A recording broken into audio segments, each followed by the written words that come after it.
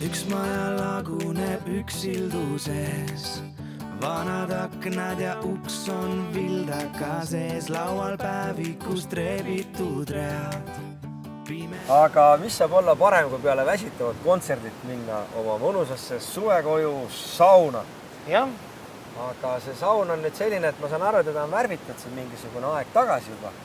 Temaga on jah, tema nüüd kindlasti veel kauem aega tagasi tehtud siin midagi kui nende siis eelmiste asjadega, et nagu näha, siin on juba päike vast enamast päevast ja see täpselt peale ka.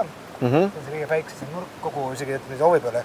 Ainuke asi muidugi, mis ma vaatan, et siin on tekkinud sellist nagu hallitust.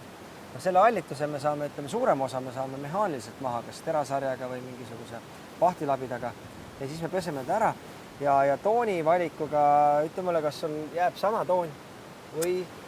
No eks ta jääb, sest ta jääb ju majaga sama tooni ikka, et nagu üks. Sest tegelikult on ütleme niimoodi, et päriselt, kui nüüd nagu uut voodrit hakkad tegema, siis minu soovitus on alati valida pigem sellised heledamad ja pastelsemad toonid. Isegi siin, kui sa vaatad see tumedam toon, et see on tegelikult rohkem ära põlenud ja läbi läinud, kui nüüd ütleme see heledam toon. Aga mis seal ikka? Hakkame pihta. Kui need seinad suudaks rääkida, nad pajataksid mõnegi loo. Nüüd, kui hakkame majaga pihta, siis esmalt väga palju asju ei olegi vaja. Suure musta saab mehaanist ära eemaldada. Selleks on meil terasari.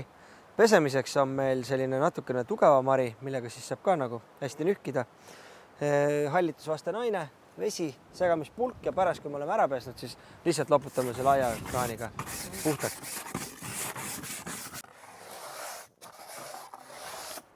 Siin ma veel vaatan, et sul on naelapead. Need naelapead peab lööma haamriga sisse. Ja kui on näha, et see naelapea roostetab, siis tegelikult on hea, kui kruntida nad sellise roostevastase krundiga ära. Kuna me nüüd saime selle suure sambla saime mehaaniliselt juba eemaldatud, siis nüüd, et see sammal siin alla jääks elama, me teeme sellise hallitustõrje või samblatõrje. Ja selle jaoks on spetsiaalne, ongi hallitusvastane aine või samblavastane aine Homen Poista.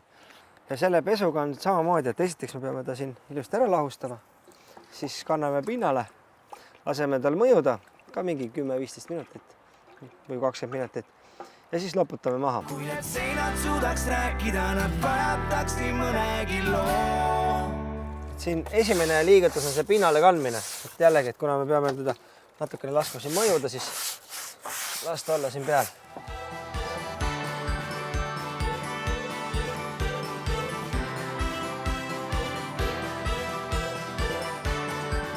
Tänaseks päevaks me oleme küll ühe hea sauna ja grilli ära teeninud, nii et me teeme midagi head.